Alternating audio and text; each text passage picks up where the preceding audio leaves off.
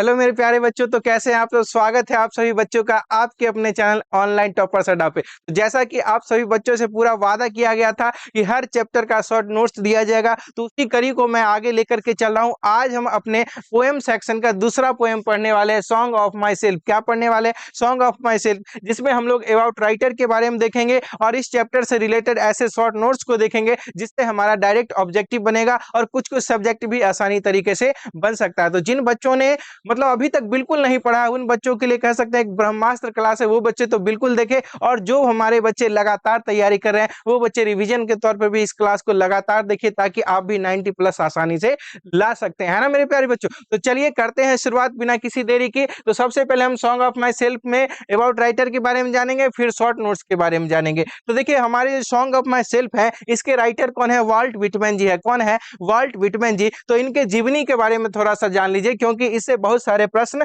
आते ही आते हैं। इस चीज को पूरा ध्यान रखिएगा। देखिए, लिखा गया है Walt Whitman the people's poet. Walt Whitman को पीपुल्स पोएट कहा जाता था, है ना। Is perhaps the most individualistic literary figure that America has ever produce. ठीक है, यानी इनको क्या कहा गया था? तो पीपुल्स पोएट कहेगा, और शायद ही अमेरिका में ऐसे कोई इंडिविजुअलिस्टिक मतलब क्या, जो अपने लिए जो लिखते हैं, ऐसे कभी अमेरिका में हुए होंगे। ये चीज लिखा गया है। यहाँ पे हिंदी भी आप लोगों के लिए मैंने रखा है, उसको देखिए। लिखते हैं कि जनता के कवि के रूप में, है ना, जनता के कवि संभवतः अमेरिका द्वारा निर्मित सबसे व्यक्तिवादी साहित्यकार थे। ठीक है, इंडिविजुअलिस्टिक का मतलब क्या होता है? व्यक्तिवादी साहित्यकार जो अपने लिए लिखते हैं, उसमें यह फेमस कवि के रूप में रहे हैं। आगे देखिए, लिखते हैं he began working as carpenter before his 12th birthday. ठीक है ना, यानी इन्होंने जो अपने जीवन की शुरुआत की अपने 12वें कह सकते हैं बर्थडे, अर्थात मतलब क्या है कि जन्मदिन से पहले ही इन्होंने अपने जीवन की शुरुआत किस रूप में कर दी थी? तो एक कारपेंटर के रूप में कर दी थी। वही चीजें लिखी हुई है कि उन्होंने अपने 12वें जन्मदिन से पहले पढ़ाई का काम करना शुरू कर दिया। ठीक है ना। आगे लिखते हैं he also work as painter. ठीक है, उन्होंने पेंटर के रूप में भी काम किया, टीचर मतलब शिक्षक के रूप में भी काम किया, एडिटर मतलब संपादक के रूप में भी काम किया, and was volunteer nurse during civil war. ठीक है ना, सिविल वॉर के दौरान ये वॉलेंटियर नर्स मतलब स्वयं मतलब जो सेवा करने वाले नर्स होते हैं, स्वयं सेवक नर्स कह सकते हैं, इसके रूप में भी इन्होंने काम किया। सिविल वॉर में जो घायल लोग होते थे उनका वो इलाज करते थे, उनकी सेवा करते थे, इस रूप में भी उन्होंने काम किया। ठीक है ना, तो वही चीज लिखा हुआ, उन्होंने एक मुद्रक, शिक्षक और संपादक के रूप में भी काम किया, और गृह युद्ध के दौरान स्वयं सेवक नर्स भी रहे थे। ये इनकी क्या थे? काम थे जीवन में। इस तरह के इन्होंने क्या किया था? काम किया था। ठीक है, अब आगे देखिए, लिखते हैं Walt Whitman's poetry all of which is collected in Leaves of Grass. यानी वाल्ट विटमैन की जितनी भी रचनाएं हैं, वो सारी रचनाएं कहाँ कलेक्ट की गई है, कहाँ एकत्रित की गई है?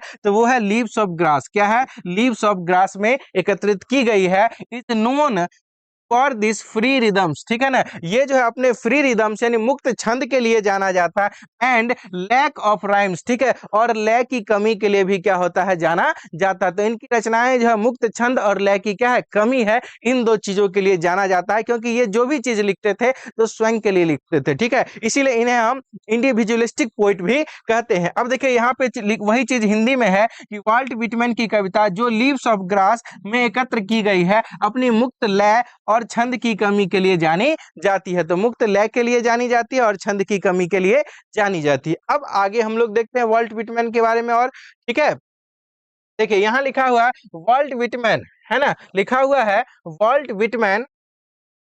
Walt Whitman first published it at his own expense in 1855। ठीक है ना, यानी वॉल्ट विटमैन पहली बार जो इनकी रचनाएं छपी वो इनके खुद के खर्च पे छपी थी, है ना बच्चों। देखिए, इनको कोई मतलब पब्लिशर स्पॉन्सर नहीं कर रहा था। ठीक है, तो इनकी जो पहली रचनाएं थी वो इनके खुद के खर्च पर छपी थी, और कब छपी थी? 1855 में छपी। वही चीजें लिखा, वॉल्ट विटमैन ने पहली बार इसे 1855 में अपने ही खर्च पर प्रकाशित किया, है ना। हाउएवर, हालांकि the free from the poems, है ना, यानी ये क्या था कि मतलब कविताओं से मुक्त रूप से, and the joyful dedication to importance, ठीक है, of the individual we are not well received at first. ठीक है, अब देखिए क्या था कि इनको पहले जो है अच्छी तरह से स्वीकार नहीं किया गया था। ठीक है, वही चीज यहाँ लिखा हुआ है, हालांकि इनकी कविताओं को मुक्त रूप और व्यक्तित्व के महत्व के प्रति आनंदमय समर्पण से पहले अच्छी तरह से स्वीकारा नहीं गया था। ठीक है, यानी केवल ये अपने लिए लिखते थे, इसलिए इनकी कविताओं को पहले स्वीकारा नहीं गया था, लोगों ने नकार दिया, कहा कि ये मतलब घमंडी टाइप के पोइट है, केवल अपने बारे में लिखते हैं, लेकिन ये अपने बारे में अपने से जोड़ के समाज को कोरिलेट करते थे। ठीक है, ये चीज वो करते थे। ठीक है, अब यहाँ ध्यान देखिए, इनफैक्ट वास्तव में हिज कलेक्शन ऑफ पोएम, इनकी कविताओं का जो संग्रह है, कॉस्ट वाल्ट विटमैन जॉब, यानी उसके कीमत के रूप में वाल्ट विटमैन को क्या करना पड़ा, अपना जॉब खोना पड़ा, अपनी नौकरी खोनी पड़ी। आगे लिखते हैं, as it was taken to be obscene, और इसे जो है ना किस रूप में लिया गया, तो अश्लील के रूप में लिया गया, इनकी रचनाओं को अश्लीलता भरी रचनाओं के रूप में लिया गया, ऐसा माना गया। ठीक है, तो वास्तव में इनकी कविताओं के संग्रह के कारण विटमैन को अपनी नौकरी से हाथ धोना पड़ा, क्योंकि इसे अश्लील माना गया था। इसे क्या माना गया था, अश्लील। ये जो अपने लिए लिखते थे, इसलिए इनके संग्रह को क्या माना जा रहा था, अश्लील माना जा रहा था। चलिए और आगे देखते हैं हम लोग वाल्ट विटमैन के बारे में।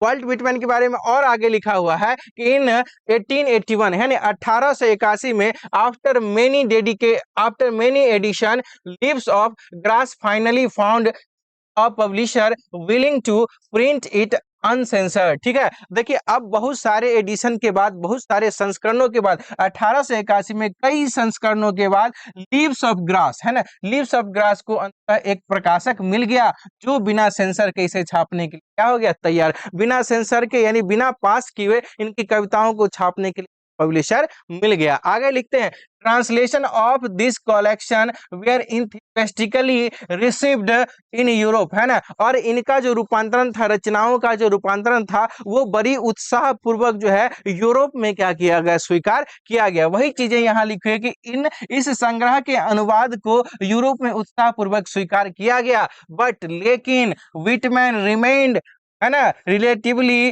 अनएप्रिसिएटेड इन अमेरिका, लेकिन अमेरिका में इनकी रचनाओं को अभी भी उतना महत्व नहीं दिया गया, उतना स्वीकारा नहीं गया। वही लिखा, लेकिन विटमैन को अमेरिका में अपेक्षाकृत सराहना नहीं मिली। ठीक है ना, अब आगे लिखते हैं, it is only after his death, उनके मृत्यु के बाद है ना, he could that he could win appreciation in America। ठीक है, लेकिन जब ये मर जाते हैं, इनकी मृत्यु हो जाती है, तब जो है अमेरिका के लोग इनकी रचनाओं को क्या करते हैं, स्वीकार करते हैं। इनको अप्रिसिएशन कब मिलता है, इनकी मृत्यु के बाद मिलता है। वही चीज लिखी हुई है, उनके मृत्यु के बाद ही उन्हें अमेरिका व्यक्तिवादी और मौलिक अभिनव व्यक्तित्व के लिए अमेरिका में सराहना मिल सका। ठीक है, किसके लिए मिला, तो यहाँ पे ध्यान देंगे, ओरिजिनल है ना, his original and innovative experience. ठीक है ना, यानी इनका जो है क्या था, इनोवेटिव एक्सपीरियंस जो था, उसके लिए कह सकते हैं यहाँ पे मतलब इनका व्यक्तिवादी, मौलिक और अभिनव व्यक्तित्व के लिए इन्हें अमेरिका में क्या मिल गया, सराहना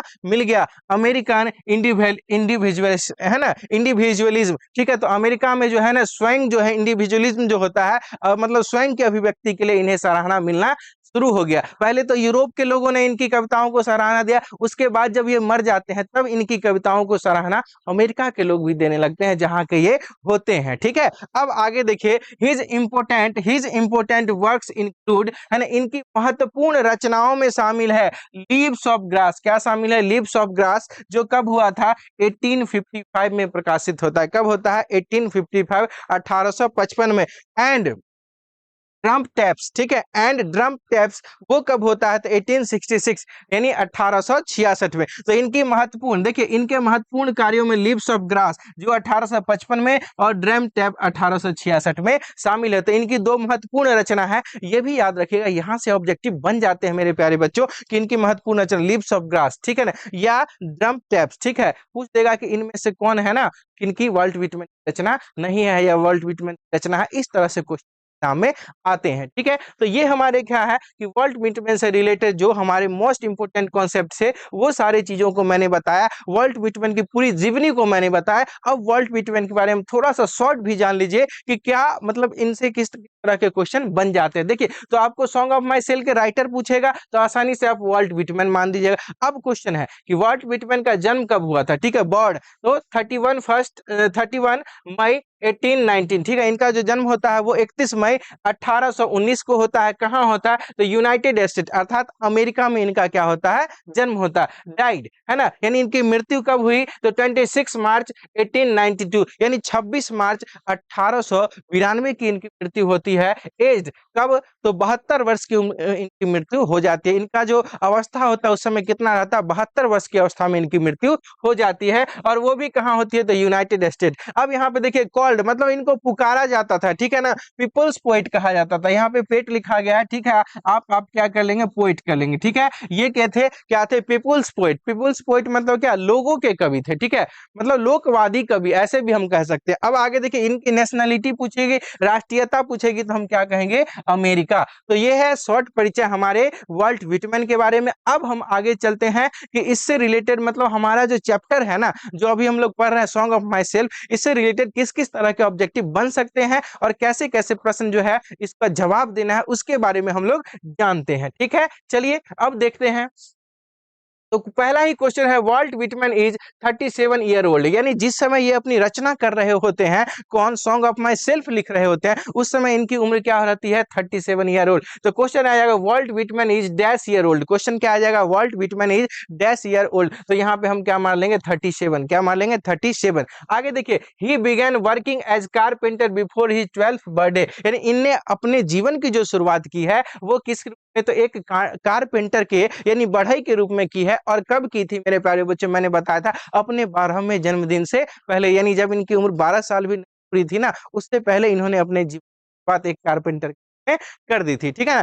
तो पूछेगा he began working as dash, question आ जाएगा he began working as dash before his 12th birthday, तो हम क्या मारेंगे? कारपेंटर। क्या मारेंगे? कारपेंटर। क्या क्वेश्चन आ जाएगा? He began working carpenter as before his dash birthday, question क्या आ जाएगा? डैश बर्थडे, तो हम मारेंगे 12th बर्थडे। क्या मारेंगे? 12th birthday. अब आगे देखिए लिखा हुआ है he also work as painter, ठीक है, उन्होंने पेंटर के रूप में भी काम किया, टीचर मतलब शिक्षक के रूप में भी काम किया, एडिटर संपादक के रूप में भी काम किया, and was volunteer nurse during the civil war, ठीक है ना। तो क्वेश्चन है कि ड्यूरिंग द सिविल वॉर भी क्या हुआ था? ये वॉलंटियर नर्स के रूप में काम किए थे, ठीक है। अब क्वेश्चन आ जाएगा वाल्ट व्हिटमैन वर्क एज, ठीक है ना, यानी वर्क एज मतलब किस किस रूपों में काम किए थे? आपको 4 ऑप्शन दे देगा, तो हो सकता है कहीं पेंटर दे दे, टीचर दे दे, या आप इनमें से कोई भी नहीं दे, ऐसे भी आपको प्रश्न फंसा सकता है। तो ये बहुत रूपों में काम किए हैं, पेंटर के रूप में काम किए हैं, टीचर के रूप में इन्होंने काम किया, उसके बाद एडिटर के रूप में काम किया, वॉलंटियर नर्स के रूप में काम किया। तो वॉलंटियर नर्स के रूप में कब काम किया? तो ड्यूरिंग सिविल वॉर। क्या कहेंगे? ड्यूरिंग सिविल वॉर, ठीक है। अब चलिए आगे चलते हैं। व्हिटमैन फर्स्ट पब्लिश, इनके जो पहला प्रकाशन था वो क्या था? है ना, it at his on expense, इनके अपने खर्च पे था। कब था? 1855, 1855 में, ठीक है ना। तो हो जाएगा when Walt Whitman first published, है ना। तो हमारा आंसर क्या हो जाएगा? 1855, 1855। अब आगे देखते हैं हिज इंपोर्टेंट वर्क्स, इनके महत्वपूर्ण रचनाओं में इंक्लूड मतलब शामिल है लीव्स ऑफ ग्रास। क्या शामिल है? Leaves of grass. आगे है ड्रम टैप्स। क्या है? Drum taps. तो क्वेश्चन भी आ जाएगा लीव्स ऑफ ग्रास, है ना, कब प्रकाशित हुआ, कब छपा? ठीक है, when Leaves of Grass was published, question आ जाएगा when Leaves of Grass was published, तो हम क्या मारेंगे? 1855। क्या मारेंगे? 1855। या क्वेश्चन आ जाएगा when Trump taps was published, तो क्या मारेंगे? 1866, ठीक है। तो ये इस तरह से क्वेश्चन बनते हैं बच्चों। अब हम लोग आगे भी देखते हैं कि किस किस तरह से प्रश्न बनते हैं। तो इस तरह से मेरे प्यारे बच्चों क्या करेगा जानते हैं ना, कि उलट पुलट हमेशा करते रहेगा। तो बिल्कुल घबराना नहीं है, एकदम बेहतरीन तरीके से इस कॉन्सेप्ट को समझना और हर क्वेश्चन का हम लोग को क्या करना है? जवाब देना है। अब हम यहाँ पे देखेंगे, कह रहा है यहाँ देखिए, यहाँ सभी ऑब्जेक्टिव बन जाएंगे, ठीक है। यहाँ से हमारे सभी ऑब्जेक्टिव यानी जो हमने पढ़ा उसके बाद जो ये पढ़े, इस सारे चीजों को जब हम देख लेंगे तो हमारा एक एक ऑब्जेक्टिव क्या हो जाएगा? बन जाएगा। एक भी ऑब्जेक्टिव आपको एग्जाम में छूटने वाला नहीं है। तो देखिए लिखा हुआ है song of my self is lyric. Song of my self क्या है? तो एक लिरिक पोएम है। कैसा पोएम है? लिरिक। क्वेश्चन आ जाएगा song of my self is dash, तो हम क्या मारेंगे आंसर? लिरिक मार देंगे। क्या मार देंगे? लिरिक। उसके बाद I celebrate my self and Singh my self, यानी मैं अपने लिए क्या करता हूँ? सेलिब्रेट करता हूँ, कुछ मनाता हूँ, एंड सिंग माई सेल्फ, मैं अपने लिए गाता हूँ, ठीक है। ऐसे पोइट वाल्ट व्हिटमैन जी कहते हैं। तो हो जाएगा आई डैश माई सेल्फ, तो हम क्या मारेंगे? सेलिब्रेट। या पूछेगा आई डैश माई सेल्फ, तो यहाँ पे सिंग भी मार सकते हैं। तो इस तरीके से आप अकॉर्डिंग टू ऑप्शन चल सकते हैं, ठीक है ना। कि यहाँ पे सेलिब्रेट लिखा हुआ है कि सिंग लिखा हुआ ऑप्शन में, वैसे भी आप ऑप्शन वहां पे चुन सकते हैं। ठीक है, अब आगे देखिए, इन द फर्स्ट लाइन यानी प्रथम मतलब क्या लाइन में, प्रथम लाइन में देखिए लिखा हुआ the poem song of my self is poet. ठीक है ना, तो सॉन्ग ऑफ माई सेल्फ जो है प्रथम लाइन में, ये किसके लिए बोलते हैं, तो वो खुद के लिए बोलते हैं। उसमें सॉन्ग ऑफ माई सेल्फ कौन होते हैं, तो खुद पोएट होते हैं। कौन होते हैं, खुद पोएट। अब आगे देखिए लिखा हुआ है the poet discard nature beauty. ठीक है ना, पोएट जो है किसकी खूबसूरती के बारे में बात करते हैं, तो नेचर की खूबसूरती के बारे में। ठीक है ना, क्वेश्चन आ जाएगा the poet discard dash beauty, क्या मारेंगे, नेचर्स ब्यूटी, यानी प्रकृति की खूबसूरती के बारे में बात करते हैं। यह जो है ना समर ग्रास में, यानी समर में सूखी ग्रास में आराम से उस पे सो जाते हैं और कुछ गुनगुनाते हैं अपने बारे में, वही रचना यहाँ वो लिखते हैं। आगे लिखते हैं the poet absorb in summer. ठीक है ना, अब यहाँ पे देखिए स्पाइक ऑफ ग्रास, क्या हो जाएगा, स्पाइक ऑफ ग्रास। स्पाइक का मतलब होता है नुकीली, जैसे घास है तो इसका जो ये ऊपर वाला सिरा रहता है नुकीला, इसको हम लोग क्या बोलते हैं, स्पाइक। तो जब गर्मी आती है तो घास क्या हो जाती है, सूख जाती है, बिल्कुल नुकीली होती है, और उसी नुकीले घासों पर वो सो जाते हैं और एब्जॉर्ब करते रहते हैं, अपने बारे में कुछ कुछ सोचते रहते हैं। वही लिखा हुआ है the poet absorb summer spike of grass, है ना। तो क्वेश्चन आ जाएगा the poet absorb in summer dash the spike of grass मार दे। ठीक है, अब आगे देखिए द पोइट एंजॉय हिमसेल्फ, वो अपने बारे में, है ना, अपने बारे में आनंद मनाते हैं, और सिंग फॉर सेल्फ, और अपने लिए ही गाते हैं। ठीक है, अब आगे देखिए लिखते हैं डेथ इज इनवाइटेबल, मृत्यु जो है ना वह क्या, इनवाइटेबल है, मतलब एकदम आएगा ही आएगा। ठीक है, ये बिल्कुल सत्य है, परम सत्य है, निश्चित है, इसलिए वो अपने आप में मगन रहना चाहते हैं। कहते हैं आज न कल तो क्या है, मरना ही है। तो क्वेश्चन आएगा death is death, death is dash, तो हम क्या मारेंगे, इनवाइटेबल, क्या मारेंगे, इनवाइटेबल।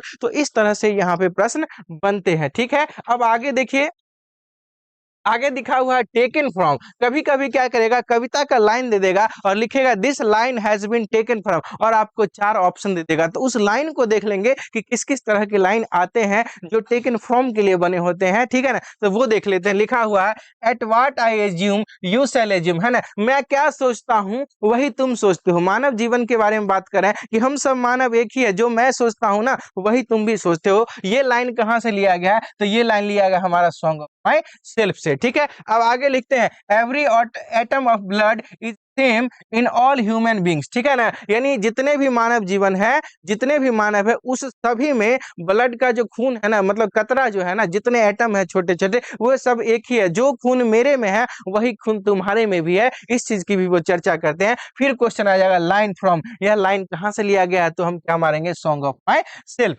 आगे देखिए the line hoping to cease, है ना, hoping to cease not till death, है ना, मरते दम तक हमें अपनी आशाओं को जो है ना खोना नहीं चाहिए, ये चीज वहां पे बात करते हैं। तो वो भी लिखा हुआ, ठीक है, कहां से लिया गया, तो हम क्या मारेंगे, सॉन्ग ऑफ माई सेल्फ। तो इस तरह से सारे आपके ऑब्जेक्टिव क्या होंगे, बनते चले जाएंगे। ठीक है, तो ये था आपका टेकन फ्रॉम। तो जितना भी मतलब सॉन्ग ऑफ माई सेल्फ का ऑब्जेक्टिव है वो इसके भीतर ही आपको आसानी से क्या होगा, बन जाएगा। तो जितनी चीजें यहाँ पे बताई गई है उससे आप ऑब्जेक्टिव आसानी से बना सकते हैं, और कुछ कुछ सब्जेक्टिव को बेहतरीन तरीके से लिख सकते हैं। तो मेरे प्यारे बच्चों, आप सभी बिल्कुल बताएंगे कि आज जो आपने क्लास देखा, आपको आज का क्लास कैसा लगा। ये कमेंट बॉक्स में सभी बच्चे भर भर के जवाब जरूर देंगे कि क्लास कैसा लगा, और आपका कमेंट बेहतरीन तरीके से अच्छा आता रहेगा तो लगातार यह वीडियो मैं आप लोगों बनाता रहूंगा, क्योंकि आपका जो मतलब कमेंट है ना, ये हम लोगों के लिए इंस्पिरेशन का काम करता है, और आपकी तैयारी को बेहतर तरीके से मतलब एक अच्छे वे में ले जाने के लिए